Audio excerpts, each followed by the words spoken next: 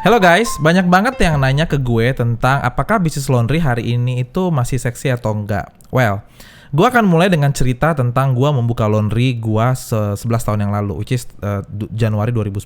Nah, ketika gue buka bisnis laundry gue, emang dalam bulan pertama gue langsung dapat omset 9 juta. Dan dalam waktu kurang dari setahun, omset gue udah naiknya udah lebih dari 10 kali lipat. Permintaan sangat banyak. Hari ini, 5 tahun terakhir ini, setiap kali gue buka outlet laundry, itu untuk mendapatkan omset 10 juta aja, itu susah banget. Gue gak akan bohong, gue gak akan ngomong besar, gue jujur aja sama lu pada. Membuka laundry untuk mendapatkan omset 10 juta, 5 tahun terakhir, itu susahnya minta ampun. Ada yang berhasil? Ada. Tapi kebanyakan kita gak mencapai angka 10 juta aja, itu susah. Nah, pertanyaan kan, kok bisa begitu sih? Kalau ditanya pendapatnya ke gue, membuka laundry 10 tahun lalu, 11 tahun lalu dengan hari ini, itu beda banget. Yang pertama, pengusaha laundry udah banyak banget. Gue ngerti memang orang bilang, sepanjang orang masih pakai baju, bisnis laundry masih akan hidup. Itu teorinya. Sama aja kayak makanan. Tapi apakah semua teman-teman yang punya bisnis makanan gak ada yang bangkrut? Ada juga yang bangkrut. Kenapa? Karena yang jual makanan udah banyak banget. Walaupun semua orang butuh makan. Oke, dari situ masalahnya. Begitu juga dengan laundry. Kalau yang jual laundry banyak banget, ya bisa bangkrut. Nah, masih mending kalau bisnis makanan. Bisnis makanan kan maksudnya di situ ada selera kan ya. Maksudnya lu nggak mungkin tiap hari makan ayam goreng kan. Pasti sekali-sekali lu pengen makan sapi gitu ya. Kalau lu non muslim pengen makan babi gitu kan. Nah, jadi orang akan ada rotasi dalam menggunakan makanan. Di laundry kan nggak begitu. Intinya orang di laundry hanya mau mencuci baju gitu. Dan dia akan memilih dengan certain kriteria. Ada yang memilih kualitas, ada yang memilih yang penting harganya murah, ada yang memilih yang penting dicuci, ada yang memilih cepat, ada yang memilih yang penting lokasinya strategis, macam-macam alasannya. Dan mereka nggak akan simply pindah-pindah laundry seperti di bisnis makanan tadi. Jadi tantangannya beda. Ya. Yang kedua, zaman dulu 10 tahun lalu laundry itu masih sedikit dan laundry yang proper juga masih sedikit. Proper itu maksudnya yang layanannya cukup bagus dan bisa diandalkan lah. Jadi orang masih akan bertanya gitu loh, di mana ya gue bisa melaundry? Hari ini semua orang sudah punya pilihan tentang kemana dia akan melaundry.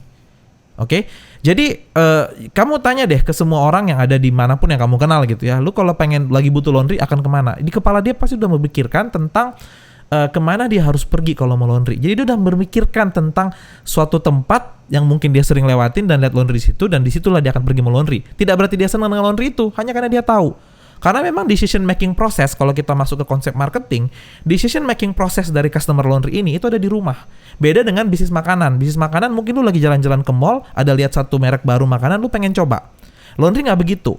Lu nggak akan simply dengan melihat ada laundry baru, lu akan pengen coba deh lihat laundry itu, nggak seperti itu. Gitu. Nah, perilakunya berbeda banget, sehingga cara kerjanya pun beda, gitu kan ya. Dan yang ketiga, yang lu juga harus pahami adalah saat ini setiap orang bisnis laundry itu sudah berhadapan bukan lagi dengan sesama pengusaha laundry, tapi juga dengan pengusaha mesin cuci dan pembantu gitu.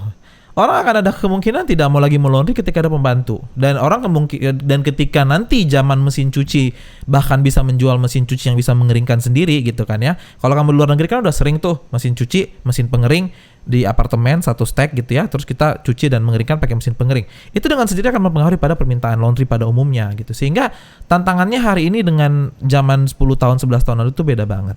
Nah, jika kembali ke pertanyaan pertama kan, jika ditanya kepada gue tentang oke, jadi masih seksi atau enggak? I would say actually not really gitu ya.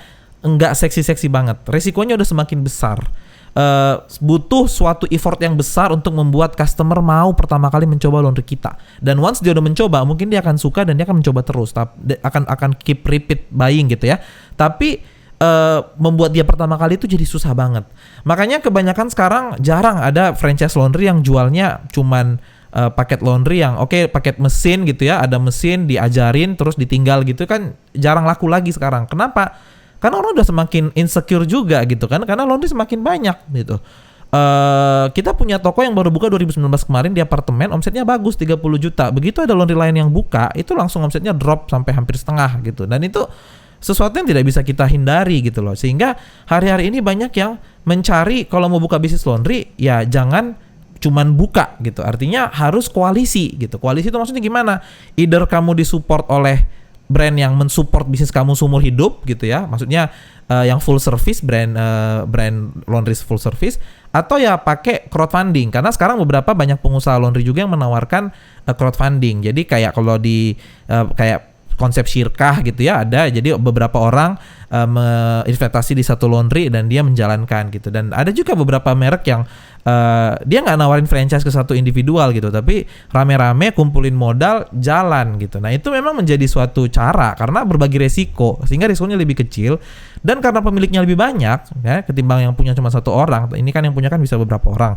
Karena pemiliknya lebih banyak, mereka akan cenderung untuk saling membantu gitu kan. Maksud gue kalau gue punya laundry yang punya 10 nih, minimal kan 10 orang ini akan nyariin teman gitu kan, gimana caranya buka laundry ini kan. Itu salah satu solusinya. Jadi kalau dibilang masih seksi asalkan approach-nya, masuknya itu sangat hati-hati gitu ya, sangat hati-hati dan jangan main sendiri. Harus main dengan backup. Itu menurut gue.